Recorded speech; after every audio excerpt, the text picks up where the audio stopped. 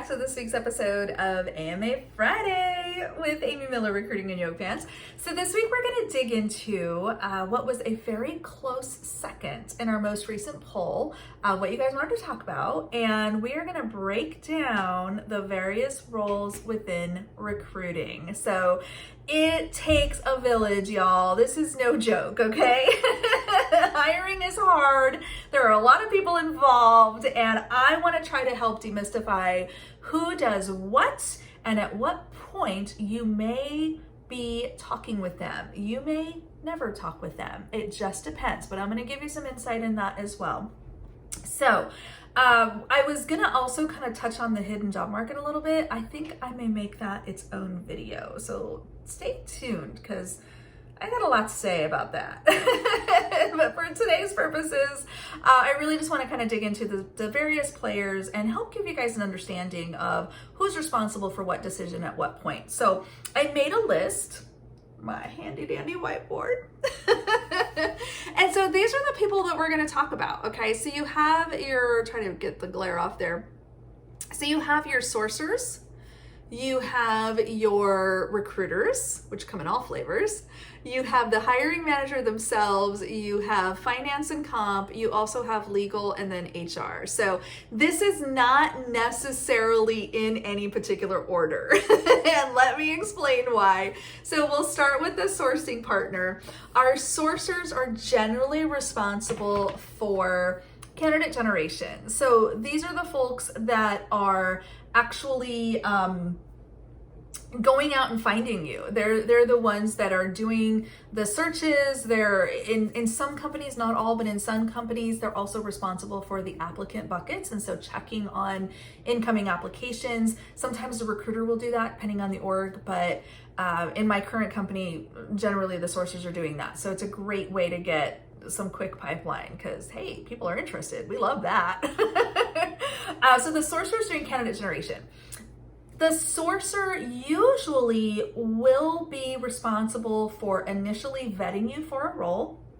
So that's making sure you're interested, that's walking through your background with you, that's doing what we call a recruiter phone screen. That's what I call it. A lot of companies will call it that. I actually did a video some weeks back on why do I have to talk to a recruiter anyway? So we'll link to that too. So you guys can go check out that video if you'd like, just to kind of help demystify why the heck is this person calling me anyway and what should I tell them?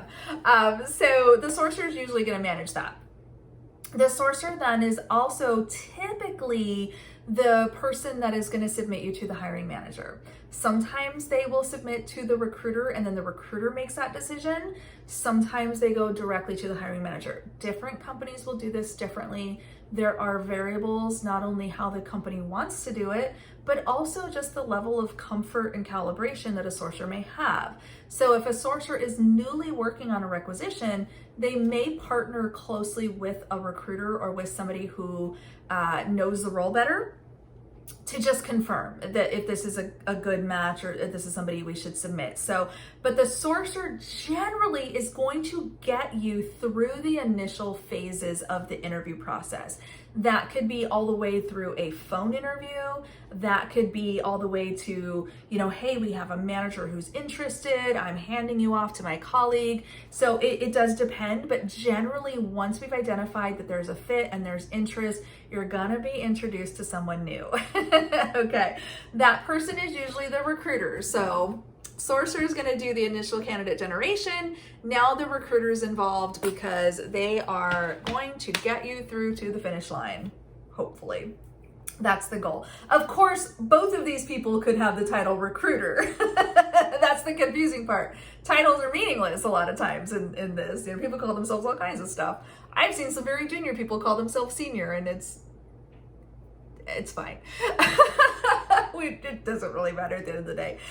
So the sourcer in this scenario, and again, a lot of companies hire this way, is the person that is going to help you navigate the rest of the interview process. So if you're being introduced maybe after an initial phone screen, but before the on-site, or you're being introduced right when we've established hiring manager interest, things like that. Just know that this person, this recruiter, is really going to dig into things like compensation expectations, your level of interest, kind of revalidating everything that the sourcer learned about you and what we know, because we want to kind of check if anything's changed. We want to understand, like, okay, you told Joe, you were looking for a new role because you really wanted to get back to Seattle. Tell me more about that.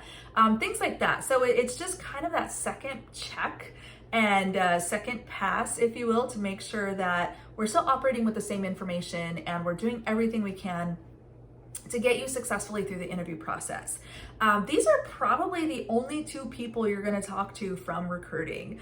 There are recruiting managers. There's all kinds of other people that have peripheral, involvement. But generally speaking, these are the two that you're going to be focused on. With the exception, and I literally just thought of this. This is how like organic these videos are. You are also gonna have, put a little heart around them because I love them so, the recruiting coordinator, okay? So our RCs cannot live without them. Let me tell you, I've been known to bribe my RCs with baked goods because they're that important to me. Please forgive me for sending you the worst interview schedule on the planet. Can you make it happen? So the RCs generally are the administrative arm of recruiting. So the recruiting coordinator is the person who is managing schedules. They're getting your availability. They're getting the interview panel's availability. They're doing all of the administrative stuff that goes into interviewing. So they are a phenomenally important part of the process. I can't even manage my own calendar, so thank God for Phil. That's my RC that I work with, so he's a dream. And just, they're a really integral part of the team. So I take that back. You may have 3 people from recruiting that you talk to. The last little bit, and so the other people that are involved in this process. So we have, of course, the hiring manager, him or herself. The hiring manager is the one that's actually defining the need. So they're the ones all the way at the beginning before any of us get involved. They're the ones that are saying, I've got a business problem. I need to solve it with this particular kind of talent. This is the role I need to open. This is the position I need to fill. There's all that kind of stuff. So they're managing that. They are also a huge part of the decision. So we've talked about how hiring decisions are made. You can check out that video if you're interested. But hiring managers really are at the heart of that conversation as well, because it's ultimately their hire and their responsibility if it doesn't work out. So that's not an easy task. So that's what the hiring manager does. Finance and comp. So this is an interesting one, and I don't think we think about it as much because it's very behind the scenes. Like, it's not their impact, and I would actually add legal into this as well. Really, finance, comp, legal, and HR. This is really behind the scenes. These are internal conversations generally. These are, finance, comp is directing what we're allowed to pay. So when it comes time to make the offer, which is happening right up here with our closer, when it comes time to make that offer, they're the ones that are going to tell us what we can do. And we can influence that, and we can, certainly make our requests and try to educate on that. But ultimately, there are going to be some guidelines and some best practices that we're going to adhere to based on finance and comp's perspective. Legal is another one. So legal generally gets involved at the creation of an open role. So they're kind of vetting for, okay, yes, this is an allowable position. You're not saying anything stupid in the job description. You are allowed to, provide work authorization for this role, things like that. So there's a lot of kind of early stage behind the scenes stuff that happens when we're opening a role.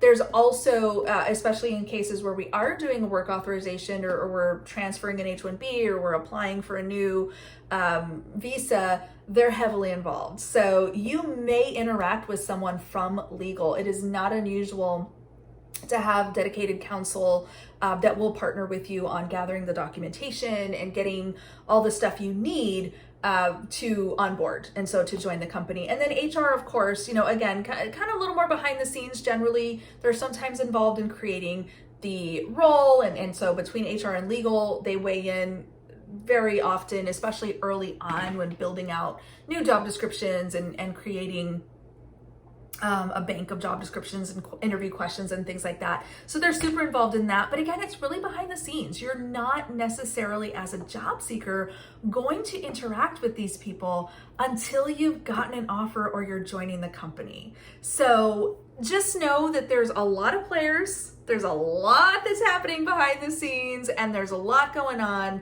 to get you from initial outreach to onboarding. There's a lot going on. So any questions, you know where to find me, amy@recruitinginyogapants.com, or drop a comment. I read every last one, even the ones I don't like.